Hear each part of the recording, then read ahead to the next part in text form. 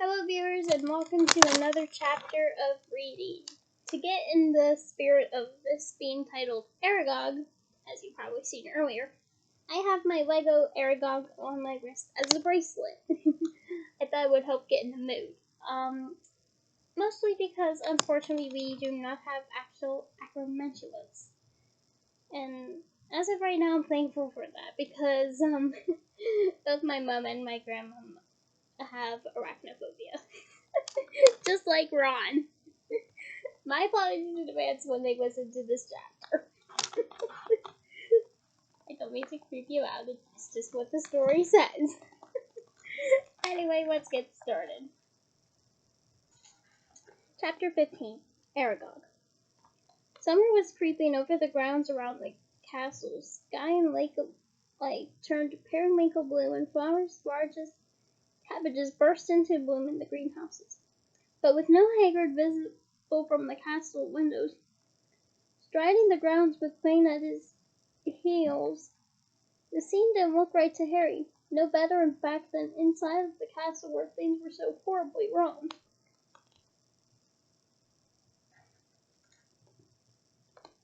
Harry and Ron had tried to visit Hermione, but visitors were now barred from the hospital. We're taking no more chances, Madame Pomfrey told them severely through a crack in the infirmary door. No, I'm sorry. There's every chance the attacker might come back and to finish these people off. With Dumbledore gone, fear had spread as never before, so that the sun warming the castle walls outside seemed to stop at the mullioned windows. There was barely a face to be seen in the school that didn't look worried and tense, and any laughter that rang through the corridors sounded shrill, unnatural, and was quickly stifled.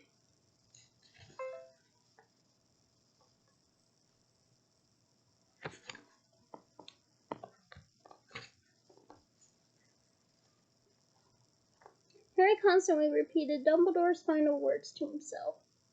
I will only have truly left the school when none are loyal to me here.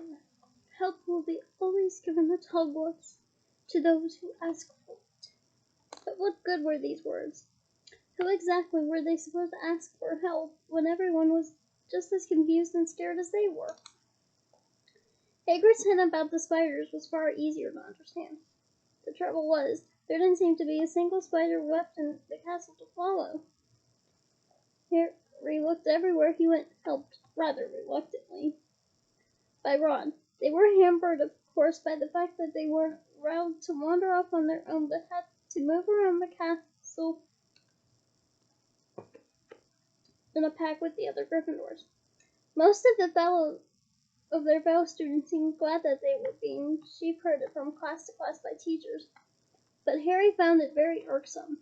I find it very irksome too, Harry. I get anxiety real bad in crowd-like settings, so trying to survive that would be tricky for me, to say the least. One person, however, seemed to be thoroughly enjoying the atmosphere of terror and suspicion. Draco Malfoy was strutting around the school as though he had just been appointed head boy. Harry didn't realize what he was so pleased about until the potions lesson about 2 weeks after Dumbledore and Hagrid had left. When sitting right behind Malfoy, Harry overheard him gloating to Crabbe and Goyle. I always thought Father might be the one who got rid of Dumbledore, he said, troubling to keep his voice down. I told you he thinks Dumbledore's the worst headmaster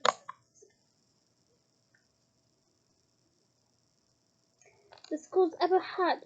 Maybe we'll get a decent headmaster now. Someone who won't want the Chamber of Secrets closed. McGonagall won't last long. She's only been in.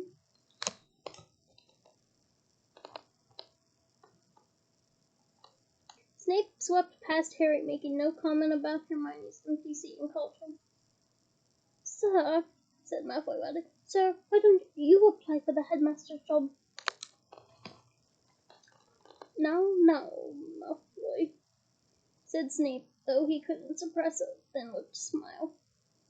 Professor Dumbledore has only been suspended by the governors. I dare say he'll be back with us soon enough. Yeah, right, said Malfoy, smirking.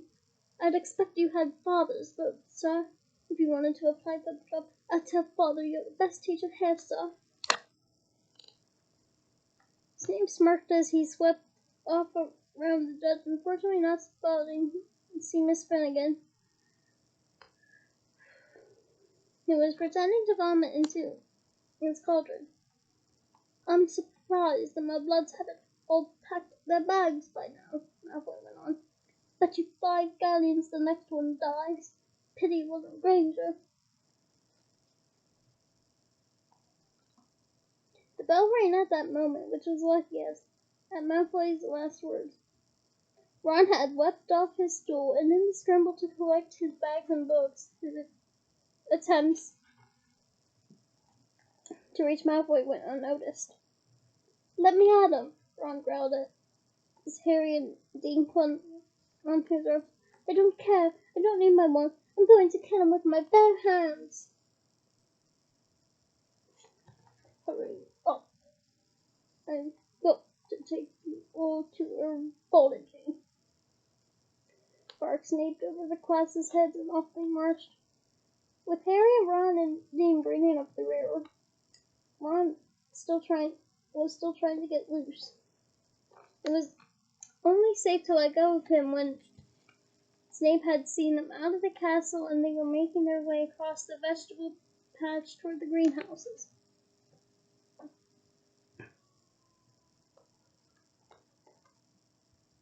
The herbology class was very subdued.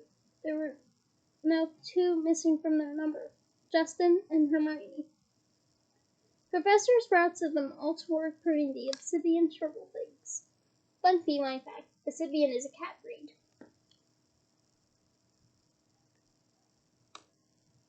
Harry went to tip an armful of withered stalks onto the compost heap and found himself face to face with Ernie Macmillan.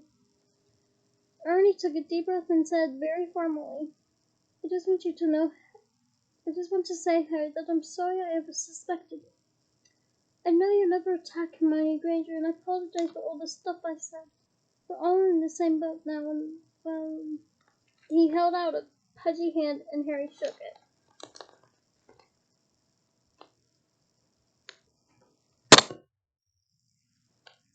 Ernie and his friend Hannah came to work at the same shrivel big as Harry and Ron. That Draco Malfoy character, said Ernie, breaking off dead twigs. He seems very pleased about all this, doesn't he? No, I think he might be the Slytherin Zah. That's clever of you, said Ron, who didn't seem to have forgiven Ernie as readily as Harry.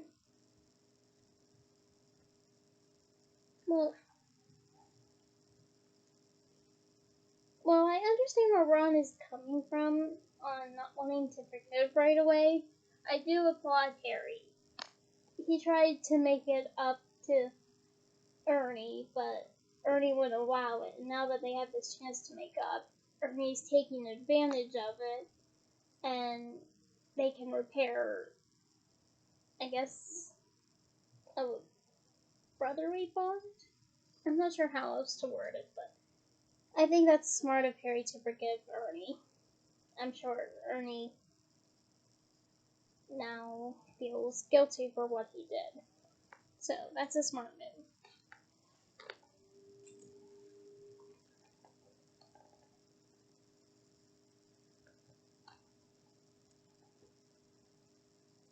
Do you think it's Malfoy, Harry? Ernie asked.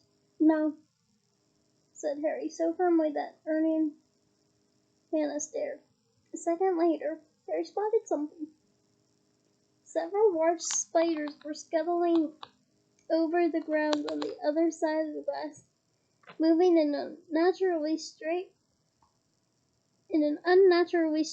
line as though taking the shortest route to a prearranged meeting.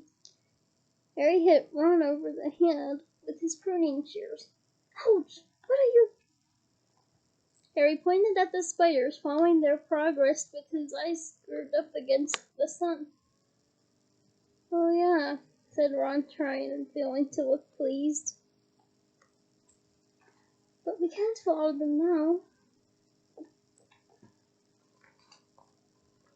Ernie and Hannah were listening curiously. Harry's eyes narrowed as he focused on the spiders. If they pursued their fixed course, there could be no doubt about where they would end up. Looks like they're headed for the Forbidden Forest. And Ron looked even unhappier about that. Yeah, I kind of would too. At the end of the lesson, Professor Sprout escorted the class to their defense against the dark arts lesson. Harry and Ron lagged behind the others so they could talk out of earshot.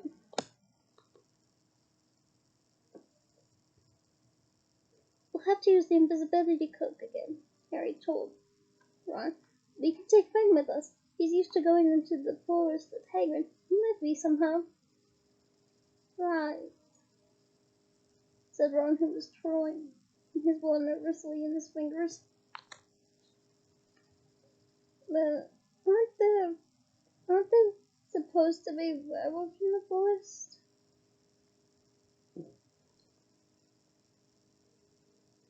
He added as they took their usual places at the back of Lockhart's classroom.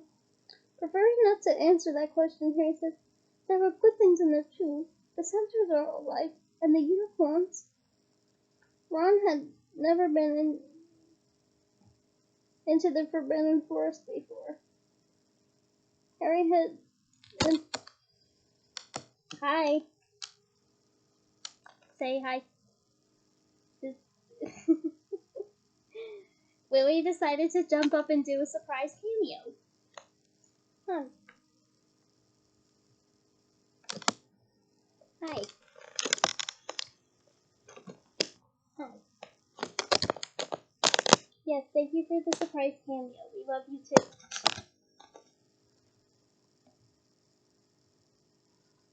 too. Anyways. Oh, she's still here. Okay, where was I? Oh, yes. Ron had never been into the Forbidden Forest before. Harry had entered it only once and had hoped to never do so again. Lockhart bounded into the room and the class stared at him.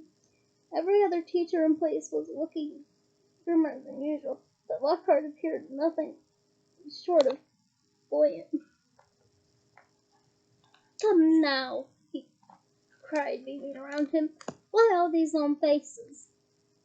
People swapped exasperated looks, but nobody answered.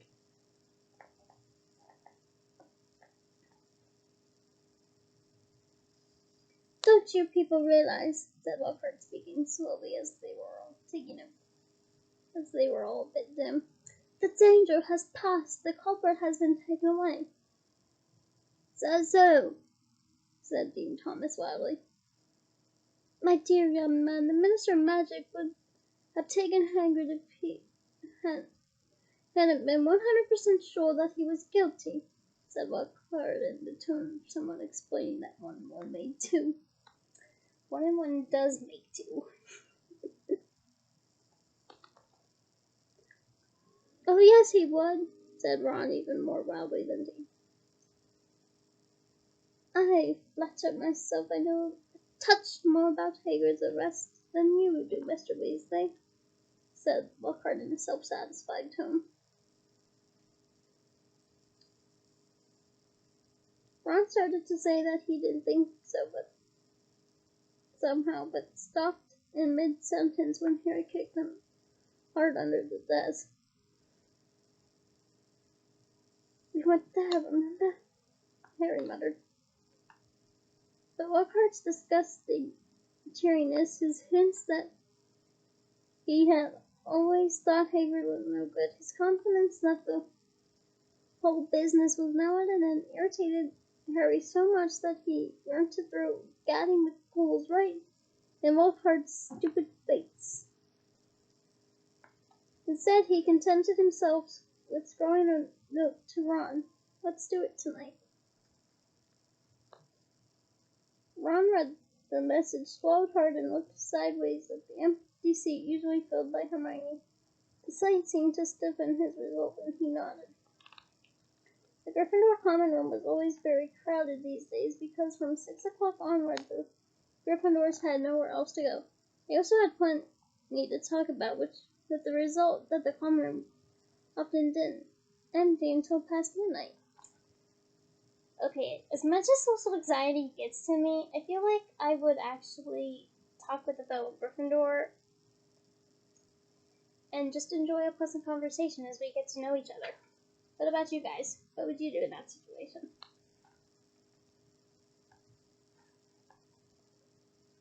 Harry went to get the invisibility cloak off his trunk after dinner and spent the evening sitting on it, waiting for the room to clear.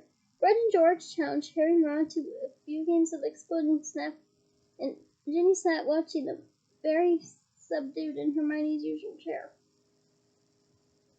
Harry and Ron kept losing on purpose, trying to finish the games quickly, but even so it was well past midnight when Fred, George, and Ginny finally went to bed. Harry and Ron waited for the distant sound of 2 dormitory doors before seizing the cloak, throwing it over themselves, and climbing through the portrait hole. It was another difficult journey through the castle, dodging all the teachers. At last they reached the entrance hall, slipped back the lock back on the oak front doors, squeezed between them, tried to stop many creaking, and stepped out into the moonlit grounds. Of course, said Ron abundantly as they strode across the black grass. We might get to the forest and find there's nothing to follow. Those spiders might not have been going there at all. I know it looked like they were moving in that sort of general direction, but... His voice trailed away hopefully. They reached Hagrid's house, sad and sorry-looking with its blank windows. When Harry pushed the door open, Fang mad with joy at the sight of them. I'm sure you dog owners out there can definitely relate to that. However, as you've seen with the surprise cameo of my darling Corinne, I'm a cat owner. And proud of it.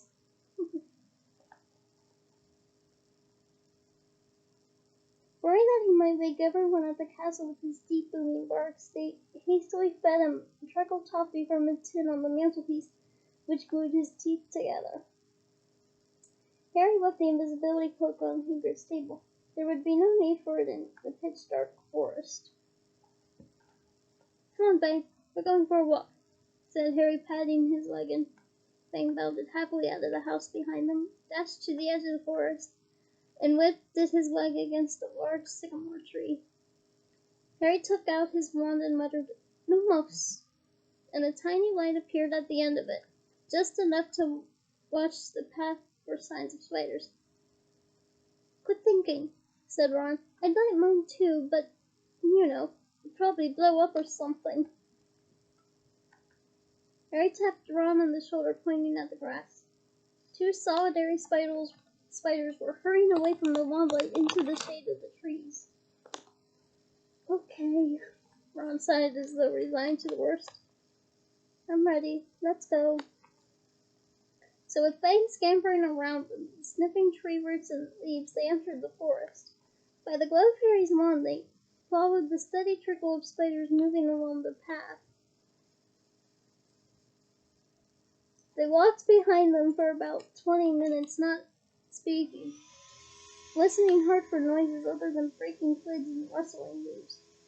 Then, when the trees had become thicker than ever, so that the stars overhead were no longer visible, and Harry's wand shone alone in the sea of dark, they saw their spider guides leaving their path. Harry paused, trying to see where the spiders were going, but everything outside his little sphere of light was pitch black. He had never been deep into this. He'd never been deep into the forest before. He could vividly remember Hagrid advising him not to leave the forest path last time he'd been in here. But Hagrid was miles away now, probably sitting in a still nestling. And he had also said to follow the spiders. Something wet touched Harry's hand and he jumped backward, crushing Ron's foot. But it was only Fang's nose.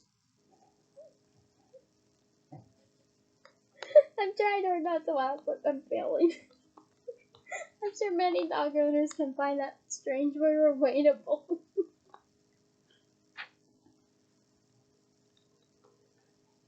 What do you reckon? Harry said to Ron, whose eyes he could just make out reflecting the light from his wand. We've come this far, said Ron. So they followed the darting shadows of the spiders into the trees. They couldn't move very quickly now. There were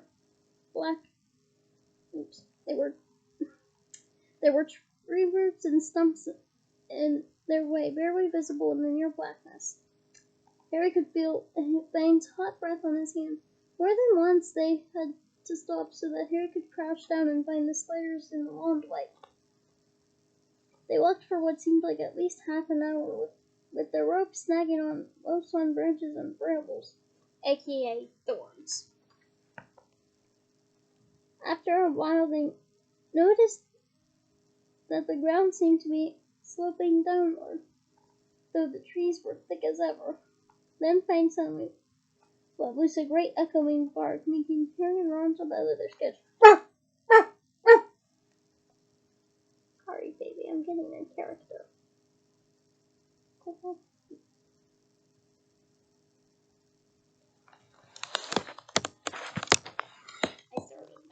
I jolted my Darwin Lily awake. She's like sleeping next to me.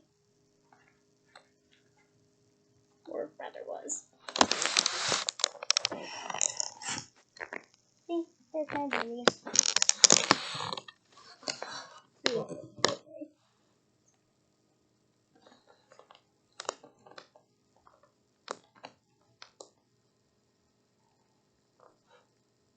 What? Said Ron, loudly looking around and into the pitch dark and gripping Harry's elbow very hard. There's something over there, Harry breathed. Listen, sounds like something big. They listened. Some distance to the right, the something big was snapping branches like a carved path through the trees. Oh no, said Ron. Oh no, oh no, oh. Shut up, said Harry faintly. It'll hear you. Hear me, said Ron in an unnaturally high voice. It's already heard Fang. The darkness seemed to be pressing on their eyeballs as they stood terrified, waiting. There was a strange rumbling noise and then silence. What do you think it's doing? Said Harry.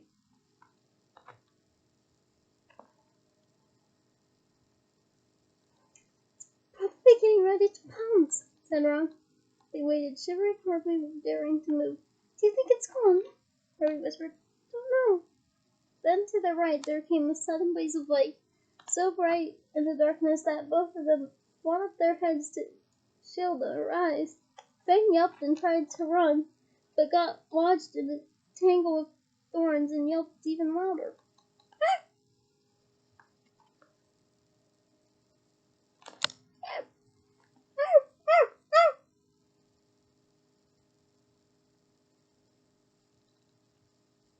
Harry!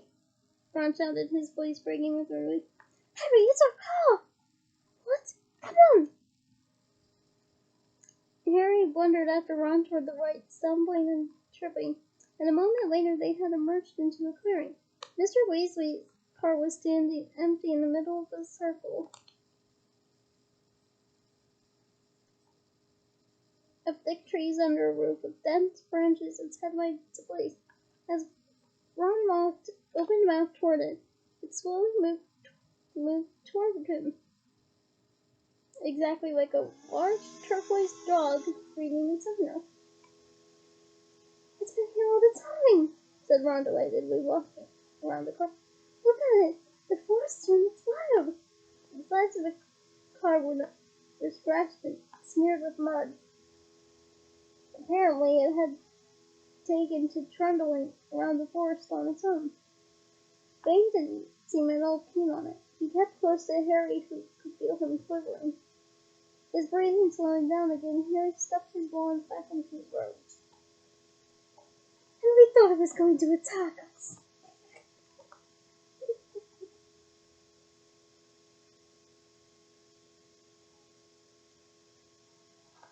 said Ron, leaning against the car and patting it.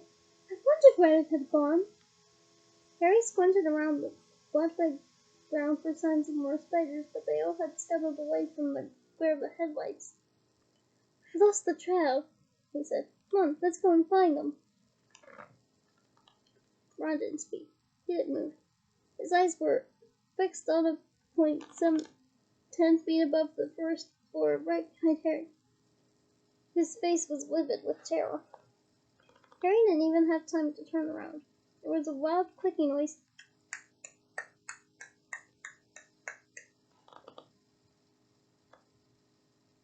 and suddenly he felt something long and hairy seize him around the middle and lift him off the ground, so that he was hanging face down.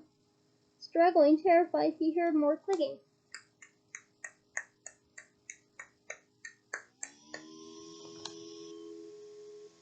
And saw Ron's legs leave the ground too. Heard Fang whimpering and howling. Next moment, he was being swept away into the dark trees. Head banging, Harry saw that what had hold of him was marching on 6 immensely long hairy legs, the front two clutching him tightly below a pair of shiny black pincers. Behind them he could hear another of the creatures, no doubt carrying Ron. They were moving into the very heart of the forest. Harry could hear Fang trying to free himself from the third monster, whining loudly.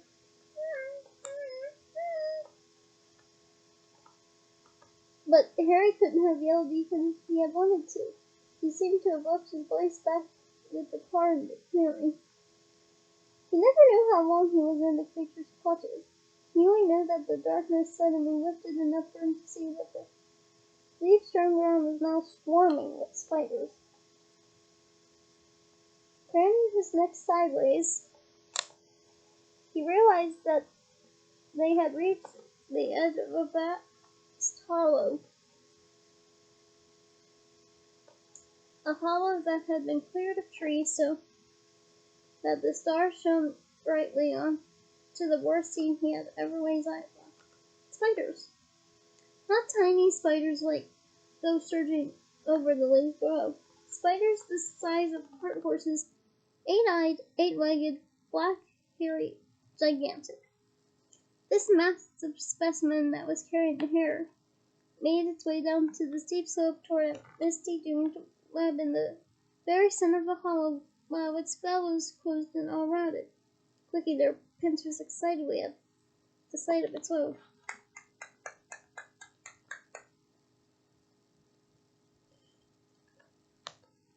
Harry fell to the ground on all fours as the spider released him. Ron and Fang thudded down next to him. Fang wasn't howling anymore, but cowering silently on the spot. Ron looked exactly like Harry felt. His mouth was stretched wide in a kind of silent scream, and his eyes were popping.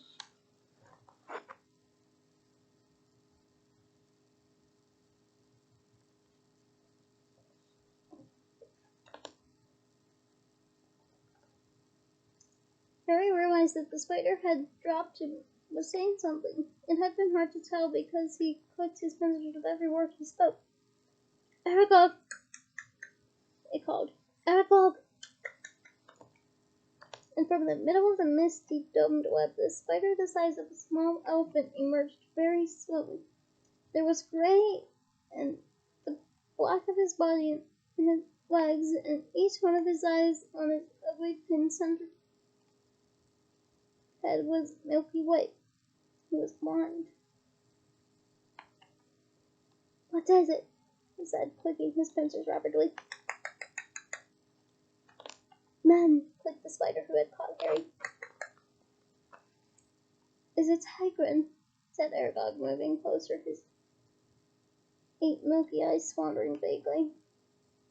"Strangers," clicked the spider who had brought one. "Kill them," clicked Aragog fretfully. "I was sleeping." "We're friends of Hagrid's!" Harry shouted. His heart seemed to have left his chest and pound in his throat. Click, click, click, went the pincers of the spiders all around the hall. Aragog paused. "Hagrid has never sent men into our hollow before," he said slowly. "Hagrid's in trouble," said Harry, breathing very fast. "That's why we've come."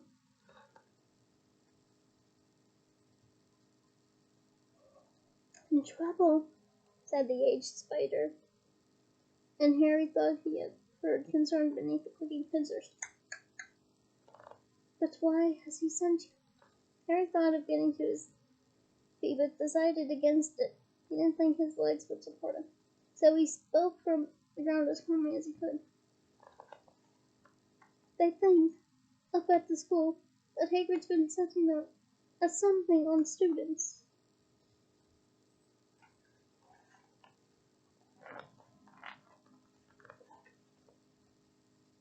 "They've taken him to Azkaban." Aragog clicked his pincers ferociously.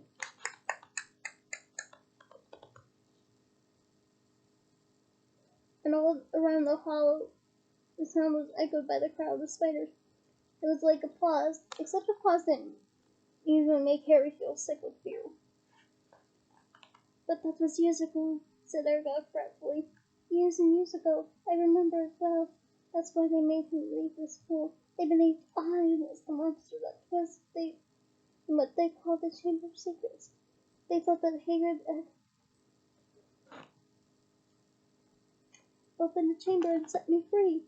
And you didn't come from the Chamber of Secrets," said Harry, who could feel cold sweat on his forehead. "I," said Aragog, looking angry. "Well, I was not born in the castle. I come from a distant land. A traveller gave me to Hagrid when I was an egg. Hagrid was only a boy, but he cared for me, hidden in the cupboard in the castle, cleaning me scraps from the table.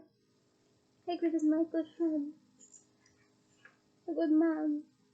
When I was discovered and blamed for the death of the girl, he still protected me. I have lived in the forest ever since, where Hagrid still visits me. He even found me a wife from Mossad, and you see how our family has done, all through Hagrid's goodness."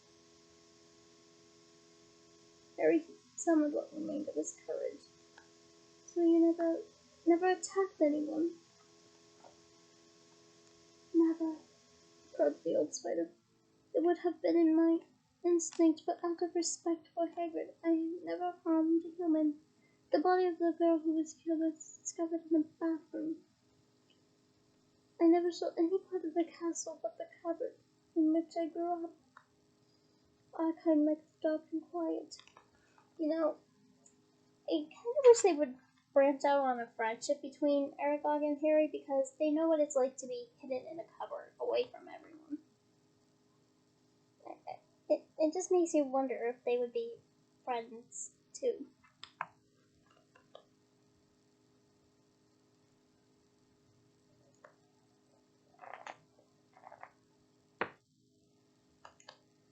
"But then, do you know what did kill that girl?"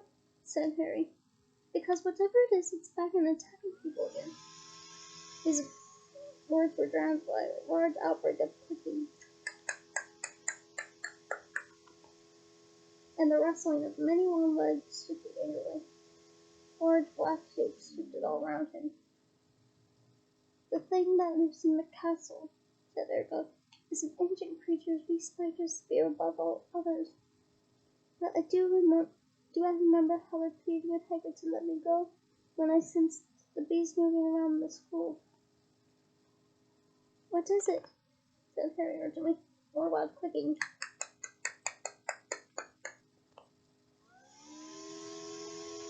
More rustling.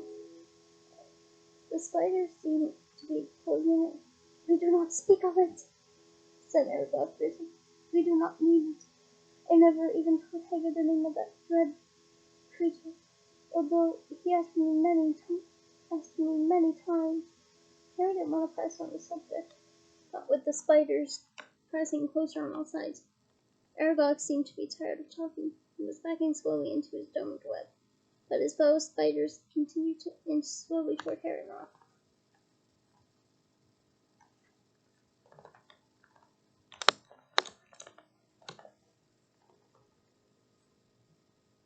We'll just go then, Harry called desperately to Aragog, hearing leaves rustling behind them. Go, said Aragog slowly. I won't. But my sons and daughters do not harm Hagrid on my command. But I cannot deny them threatening to wander so willingly into our midst. Goodbye, friend of Hagrid. Harry spun around. Feet of blades towered above him. Was a solid wall of spiders clicking, their many eyes gleaming in their ugly black heads. Even as he reached for his wand, Harry knew it was no good. There were too many of them.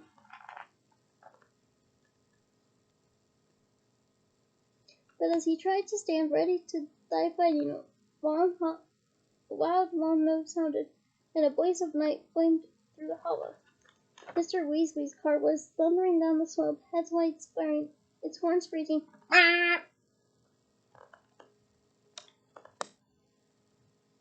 Knocking spiders aside, several were thrown onto their backs, their endless legs waving in the air. The car screeched to a halt in front of Harry and Ron, and the doors flew open. Get Fang! Harry yelled, diving into the Ron seat. Ron seized the boarhound around the middle and threw him, yelping, into the back of the car. The door slammed shut. Ron didn't touch the accelerator, but the car didn't need him. The engine roared, and they were off hitting more spiders. They sped up the slope out of the hollow, and they were soon crashing through the forest, branches whipping the windows as the car wound its way cleverly through the widest gaps, following a path that obviously knew.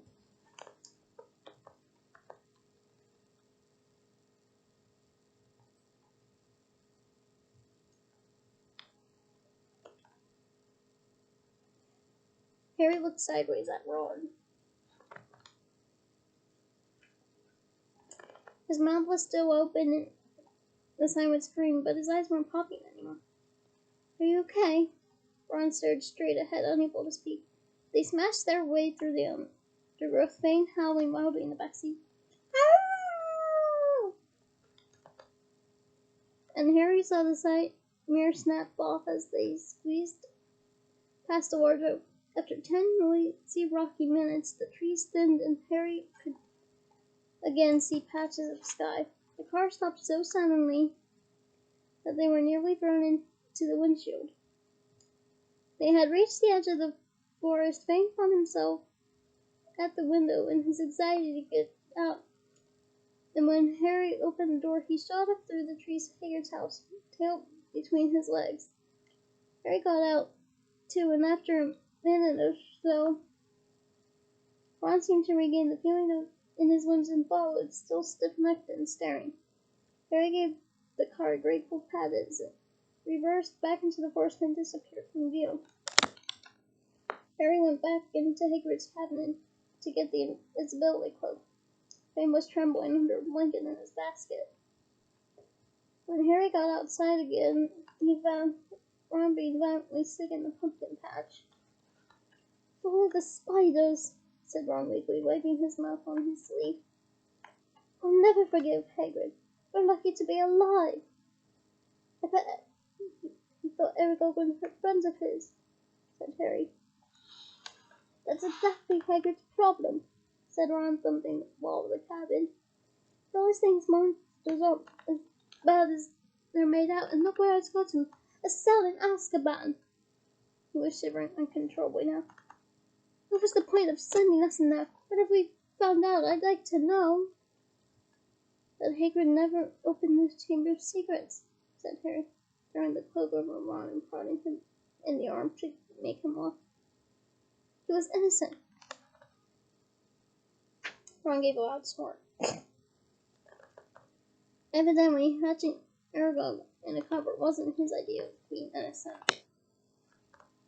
As the castle loomed nearer, Harry twitched the cloak to make sure their feet were hidden.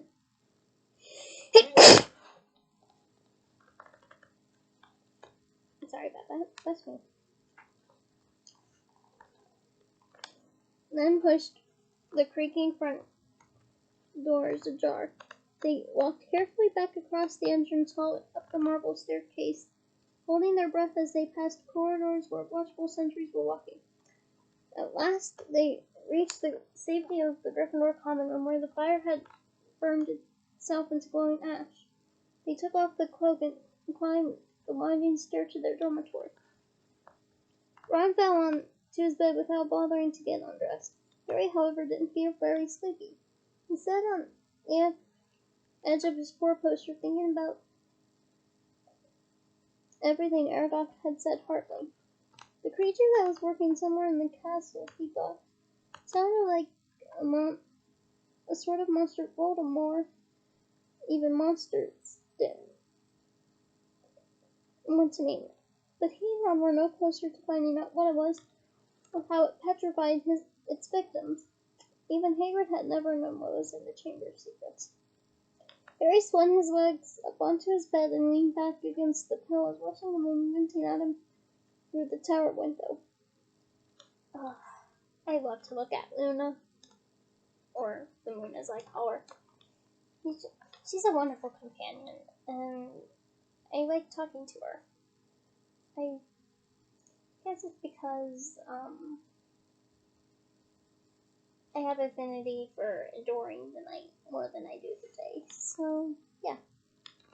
It's fun to talk to Luna. He couldn't see what else they could do. They had hit dead ends everywhere. Riddle had caught the wrong person. The air Slytherin had got off, and no one could tell whether it was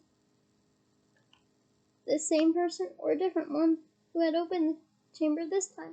There was nobody else to ask. Harry lay down, still thinking about what Aragog had said. He was becoming drowsy when what seemed like the very last hope occurred to him, and he suddenly sat bolt upright. "Ron!" he hissed through the dark. "Ron!" Ron woke with a yelp like Fang's, stared wildly around, and saw Harry. "Ron, that girl who died, Aragog said she was found in a bathroom," said Harry, ignoring Neville's snuffling snores from the corner. "What if she never left the bathroom? What if she's still there?" Ron rubbed his eyes.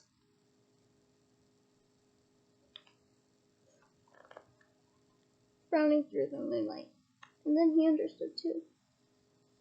"You don't think? Not Moaning Myrtle!" And that is the end of this slightly scary chapter. I hope you all enjoyed it. And this is my lovely Lily sleeping beside me.